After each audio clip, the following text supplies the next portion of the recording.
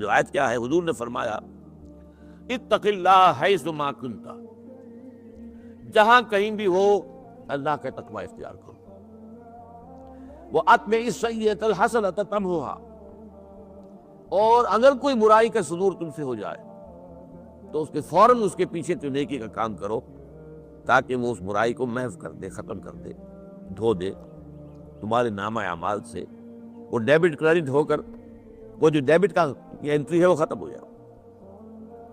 وَخَالِقِ النَّاسَ بِخُلُقٍ حَسَنٍ، اور لوگوں کے ساتھ حسن معاشرت کے ساتھ اور حسن اخلاق کے ساتھ پیش آؤ۔ وہی تہذیب جس کا کہ میں نے ابھی ذکر کیا تھا، یہ اصل میں اسلامی تہذیب اور تمدن کا یہ جو خد و خال ہے، ان میں جو حسن ہے، اس کے اندر جو خوبیاں ہیں، وہ اس قسم کی احادیث جو ہیں ان پر عمل کرنے سے وہ معاشرہ پیدا ہوتا ہے۔ فرمایا اتق اللہ حیث ما کنت، جہاں کہیں بھی ہو اللہ کا تقوی اختیار کرو۔ اس سے پہلے میں وہ حدیث آپ کو سنا چکا ہوں، فتقوی اللہ فی السر والعلانیہ، تقوی ہونا چاہیے چاہے آپ خلوت میں ہیں چاہے جلوت میں ہیں، چاہے آپ علی الاعلان کوئی کام کر رہے ہیں جسے دنیا دیکھ رہی ہے، اور چاہے آپ تنہائی میں کوئی کام کر رہے ہیں جہاں دیکھنے والا کوئی نہیں ہے، وہاں سوائے اللہ کے دیکھنے والا کوئی نہیں۔ اگر آپ مجمع میں کوئی کام کر رہے ہوں گے تو آپ کو یہ بھی خیال آ جائے گا لوگ دیکھ رہے ہیں کہ میں کام ٹھیک کروں، یہ ایک فطری طور پر بھی ہو جاتا ہے۔ آپ کی نیت میں ریاکاری نہ بھی ہو تب بھی کسی نہ کسی درجے میں فطری طور پر یہ بات پیدا ہو جاتی ہے۔ لیکن آپ تنہائی میں ہیں تو وہاں اگر آپ وہ بہترین انداز اختیار کرتے ہیں تو اس کا مطلب یہ ہے کہ واقعتاً اس کی جڑیں آپ کی شخصیت کے اندر مضبوطی کے ساتھ جمی ہو۔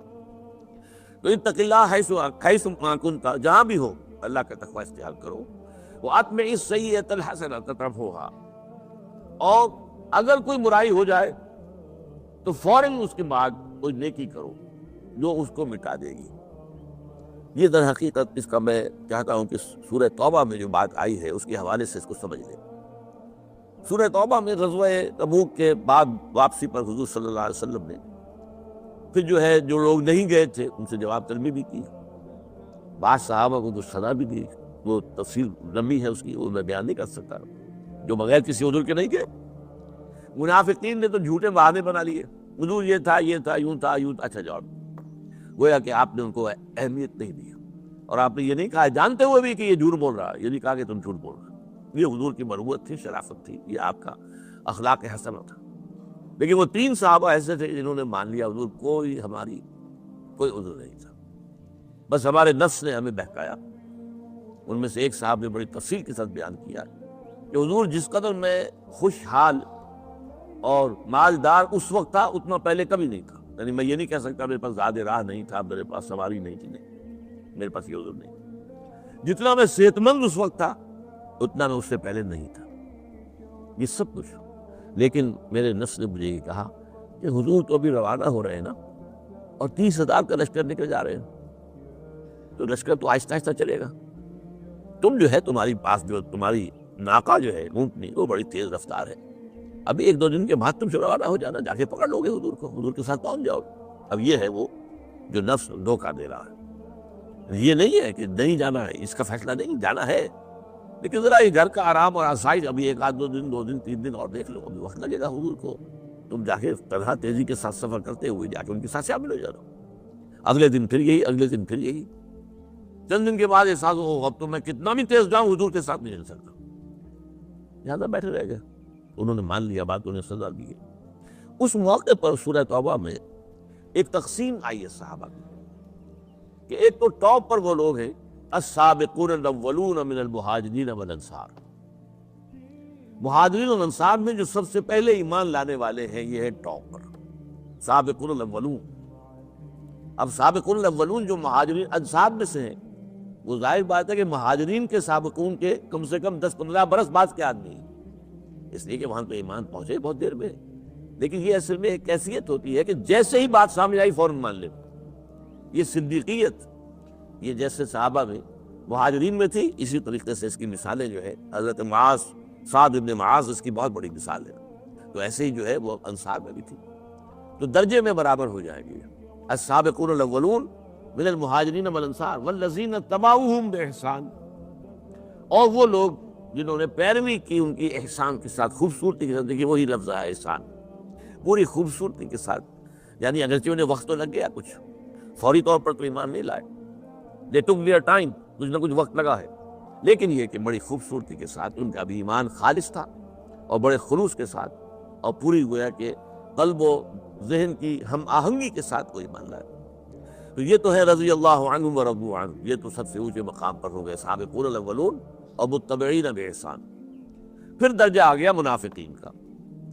ان منافقین کے ضمن میں فرما دیا گیا قرآن مجید میں سورۃ توبہ کے اندر، وہ منافقین بعض اوقات یہ کرتے تھے کہ حضور ہم سے کچھ صدقہ آپ وصول کر دیں، ہمارا چندہ لے لیں، ہمیں اس جہاد پر جانے سے جو ہے آپ مستثنیٰ کر دیں۔ اب اس میں یہ ہے کہ غزوہ تبوک سے پہلے کسی غزوے میں نفیر عام نہیں تھی، یہ نہیں تھا کہ ہم مسلمان نکلے لازم، تو ان کا حضور بھی قبول کر لیتے تھے، اور ان کی طرف سے اگر کوئی صدقہ اور کوئی نفقہ پیش کیا گیا، کوئی انفاق کیا انہوں نے، وہ بھی قبول کر لیتے تھے۔ لیکن یہ کہ غزوہ تبوک کے بعد سے حضور کو روک دیا گیا، اب ان منافقین کے صدقات آپ قبول نہ کریں، اب ان سے کوئی ان کے نفقات جو ہیں اللہ کی راہ میں بظاہر جو خرچ کر رہے ہیں قبول نہیں کریں گے، بلکہ کہہ دیجئے، یہ آیات نمبر 53 اور 54 ہے سورہ توبہ کی، قُلْ أَنفِقُوا طَوْعًا أَوْ كَرْهًا، اے نبی ان سے کہہ دیجئے، اے منافقوں، تم چاہے خرچ کرو دلی آمادگی سے یا مجبوری سے، کیا کریں، اب کسی نہ کسی طریقے سے جان چھڑانی ہے نا۔ قُلْ أَنفِقُوا طَوْعًا أَوْ كَرْهًا لَن يُتَقَبَّلَ مِنكُمْ، وہ قبول نہیں کیا جائے گا، إِنَّكُمْ كُنتُمْ قَوْمًا فَاسِقِينَ، اس لیے کہ اب معاملہ اس درجے تک پہنچ گیا ہے کہ اس میں کسی شک و شبہ کی گنجائش نہیں رہی ہے کہ تم یقیناً سرکش لوگوں میں سے ہو، باغی لوگوں میں سے ہو، تم فاسقوں میں سے ہو، یہ سارا تمہارا طرز عمل جو ہے اسے ثابت کر دیا ہے۔ اور فرمایا اس کے بعد مَا مَنَعَهُمْ أَن تُقْبَلَ مِنْهُمْ نَفَقَاتُهُمْ إِلَّا أَنَّهُمْ كَفَرُوا بِاللَّهِ وَرَسُولِهِ، اور یہ جو نہیں منع کیا گیا ہے ان کے صدقات کو قبول کرنے سے، نہیں روکا ہے کسی چیز نے ان کے صدقات و نفقات کی قبولیت سے، مگر اس نے کہ حقیقت میں وہ کفر کر چکے ہیں اللہ اور اس کے رسول کے ساتھ۔ یہ میں جیسا کہ بارہا مختلف مواقع پر عرض کرتا رہا ہوں، منافقین کے بارے میں تدریجاً معاملہ آگے بڑھا ہے۔ سورہ بقرہ میں ہم دیکھتے ہیں کہ لفظ منافق آیا ہی نہیں، نفاق کا لفظ ہی نہیں، صرف مرض فی قلوبہم مرض فزادہم اللہ مرضا ولہم عذاب علیم بما کانوا یکسبون، ان کے دلوں میں ایک روگ ہے، ایک مرض ہے، ایک بیماری ہے، باقی لفظ اس کا واضح نہیں کیا کہ یہ منافقت ہے، نفاق ہے۔ آل عمران میں ایک جگہ لفظ آ گیا، لیکن سورہ نساء میں کھل کر بات ہوئی، بڑی تفصیل سے بات ہوئی، وہاں یہ بھی فرما دیا گیا ہے کہ ان لوگوں کا جو ہے اللہ تعالیٰ کے ہاں کوئی عمل قبول نہیں ہے، یہ نماز پڑھنے کے لیے بھی کھڑے ہوتے ہیں تو کسالہ، اور ان لوگوں کا معاملہ یہ ہے کہ اب ان کے لیے گویا کہ اللہ تعالیٰ کی طرف سے دروازہ جو ہے اگرچہ توبہ کا بالکل بند نہیں کیا گیا، لیکن بتا دیا گیا کہ اب معاملہ سخت ہو جائے گا۔ یہ سورہ توبہ میں آ کر کہہ دیا گیا کہ اب دروازہ بند ہے، اب ان کے لیے توبہ کا دروازہ بند ہو گیا، اور استغفار نبی بھی نہیں کر سکتے ان کے لیے، استغفر لہم او لا تستغفر لہم لن یغفر اللہ لہم، اے نبی آپ ان کے لیے استغفار کریں یا نہ کریں، اللہ ہرگز معاف نہیں کرے گا۔ اللہ تعالیٰ کی طرف سے یہ روک دیا گیا، سورہ منافقون میں بھی یہی آیت آئی ہے۔ اس حوالے سے جہاں معاملہ ہے سورہ توبہ کا، اب یہاں گویا کہ قرار دے دیا گیا ہے کہ تم نے حقیقتاً کفر کر چکے ہو، چاہے یہ کہ تم بظاہر مسلمان بنے ہوئے ہو، لیکن تم حقیقت کے اعتبار سے تمہارا پردہ چاک ہو چکا ہے کہ تم کافر ہو، لہذا تم سے کوئی صدقات اور نفقات قبول نہیں ہوں گے۔ لیکن اس کے درمیان میں السابقون الاولون من المہاجرین والانصار ٹاپ پر، والذین تبعوہم بإحسان اس کے نیچے، پھر منافقین، لیکن منافقین اور ان کے درمیان تابعین جو ہیں ان کے درمیان وتبعوہم بإحسان ایک درجہ ہے، وہ لوگ ہیں کہ جنہیں ہم کہہ سکتے ہیں کہ ضعیف الایمان۔ یہ ضعف ایمان مستقل بھی ہو سکتا ہے اور ضعف ایمان عارضی بھی ہو سکتا ہے، کسی وقت آپ کے ایمان کے اندر ضعف پیدا ہو جائے گا، جیسے کہ میں نے حضرت کعب بن مالک کی اپنی بیان کردہ تفصیل سے آپ کو بتا دیا، وہ نفس جو ہے وہ انہیں بہلاتا رہا کہ کوئی نہیں، کوئی بات نہیں، جانا چلے جانا، تم نے منہ نہیں موڑنا ہے جہاد سے، سیکھے، لیکن یہ کہ ابھی تیزی کے ساتھ جانا، حضور سے مل لینا، ابھی 1-2 دن اور 3 دن اور اپنے یہ جو بھی نخلستان ہے اس کی چھاؤں سے فائدہ اٹھاؤ، گھر کی آسائشوں سے فائدہ اٹھا لو۔ لیکن یہ ہے کہ ان کے اندر ایمان تو کمزور ہوا ہے، منافقت نہیں تھا۔ وہ 3 حضرات جنہوں نے آ کے اپنا یہ قصور مان لیا کہ حضور ہماری بھی زبان ہے، ہم بھی باتیں بنا سکتے ہیں، جیسے منافقین جا رہے تھے جھوٹے بہانے بنا کر، اور حضور کہتا ٹھیک ہے جائیے، ہم بھی کر سکتے ہیں لیکن نہیں. آج ہم آپ کو اگر کسی طریقے سے راضی کر بھی لیں گے تو کل اللہ کے سامنے ہم کیا جواب دیں؟ اس لیے صحیح بات بتا دی. تو ان کے بارے میں فرمایا ہے وَآخَرُونَ اعْتَرَفُوا بِذُنُوبِهِمْ خَلَطُوا عَمَلًا صَالِحًا وَآخَرَ سَيِّئًا. کچھ لوگ ایسے بھی ہیں کہ جنہیں اپنے گناہوں کا اعتراف ہے اور انہوں نے اچھے اعمال کے ساتھ کچھ برے اعمال بھی گڑبڑ کر دیے. اب یوں سمجھیے کہ ہم میں سے بہترین لوگ بھی تو حقیقت اس کیٹیگری میں آئیں گے. بہت ہی کم ہوں گے جو اس سے اوپر کی 2 کیٹیگریز ہیں جو ان کے اندر شامل ہو سکتے ہوں. اس میں تو آئیں گے. ٹھیک ہے، ہمیں اپنی غلطیوں کا اعتراف ہے، اپنے گناہوں کا اعتراف ہے، اپنی کوتاہیوں کا اعتراف ہے، اپنی کمیوں کا اعتراف ہے. پھر یہ کہ اگر کوئی برے کام ہم سے صادر ہوتے ہیں تو اچھے کاموں کی بھی اللہ توفیق دیتا ہے. کوئی بھلے کام کی، کوئی نیکی کی، کوئی بر و تقویٰ کا معاملہ بھی ہے، اللہ تعالیٰ اس کی توفیق دیتا ہے. تو یہ جو ہے یہ اس اعتبار سے بہت اہم آیت ہے. وآخرون اعترفوا بذنوبهم خلطوا عملا صالحا وآخر سیئا عسى الله ان يتوب عليهم ان الله غفور رحیم. قریب ہے کہ اللہ تعالیٰ ان کی توبہ قبول فرمائے گا. یا دوسرا صحیح ترجمہ ہوگا قریب ہے کہ اللہ تعالیٰ ان پر اپنی کمال رحمت کے ساتھ متوجہ ہو جائے گا. توبہ کے معنی پلٹنا ہے. ایک توبہ بندہ کرتا ہے گناہ کی وجہ سے، گویا کہ اس نے پیٹھ پھیر لی تھی اللہ کی طرف سے اور دوسری طرف رخ کر لیا تھا گناہ کی وجہ سے. توبہ کرتا ہے، پلٹتا ہے، اللہ کی طرف رخ کر لیتا ہے دوبارہ اور اعتراف کرتا ہے اپنی خطا کا اور استغفار کرتا ہے، معافی چاہتا ہے اللہ سے. اللہ تعالیٰ نے بھی جب اس نے رخ موڑ لیا تھا تو اللہ نے بھی اپنی رحمت کا رخ موڑ دیا تھا. اب اس کی جانب رحمت کا رخ نہیں رہا تھا. جب بندہ جو آیا ہے اس نے پھر اپنی توجہ اللہ کی طرف کی ہے، اللہ تعالیٰ بھی اپنی رحمت کے ساتھ اس کی طرف متوجہ ہو جاتا ہے. تو تابہ یا توبو یہ 2 طرفہ ہے. بندے کے لیے بھی تواب کا لفظ ہے. کل بنی آدم خطاؤون خیر الخطائین التوابون. تمام بنو آدم جو ہے انتہائی خطا کار ہے. غلطیاں ہوتی کس سے نہیں ہوتی؟ الانسان مرکب من النسیان والخطا. بھول چوک اور خطا، اور یہ سب سے انسان جو ہے، انسان کے اندر تو یہ دونوں چیزیں جو ہے یہ لازمی اجزاء کے طور پر اس کی سرشت کے اندر موجود ہے. تو خطاؤن تو سب ہے، وخیر الخطائین التوابون. تو تواب بندے بھی ہیں اور اللہ تعالیٰ کے لیے لفظ هو التواب الرحیم، وہ بہت تواب ہے، بہت رحم فرمانے والا. خذ من اموالہم صدقۃ تطہرہم وتزکیہم بہا. اے نبی ان کے اموال میں سے صدقہ قبول کر لیجیے. منافقین کا صدقہ قبول نہیں ہو رہا. فرما دیا گیا کہ اب ان کی طرف سے کوئی صدقہ، کوئی انفاق، کوئی چندہ، کوئی بھی آئے قبول نہ کیے، رد کر دیا. اس لیے کہ اب طے ہو چکا ہے کہ وہ اصل میں چاہے اوپر انہوں نے ونیئر ابھی لگا ہوا ہے، اسلام کا ایک دعویٰ ہے، لیکن حقیقت کے اعتبار سے وہ کفر میں داخل ہو چکے ہیں، یہ ثابت ہو چکا ہے. لیکن یہ جو اہل ایمان ہے وآخرون اعترفوا بذنوبہم خلطوا عملا صالحا وآخر سیئا، انہوں نے گڑبڑ کر لیا ہے، ملا دیے ہیں، اچھے کام بھی کرتے کوئی برے بھی.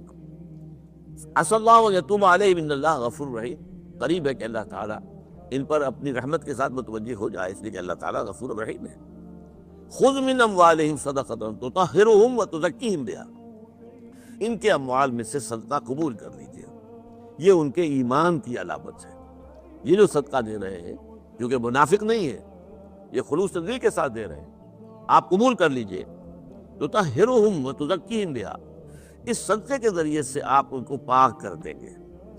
جو بھی غلطی اور کوتاہی کی وجہ سے، جو بھی کدورت، جو بھی سمجھیے کہ کوئی سیاہی آ گئی تھی، دل پر کوئی داغ لگ گیا تھا، تو وہ پاک ہو جائے گا، دھل جائے گا، صاف ہو جائے گا.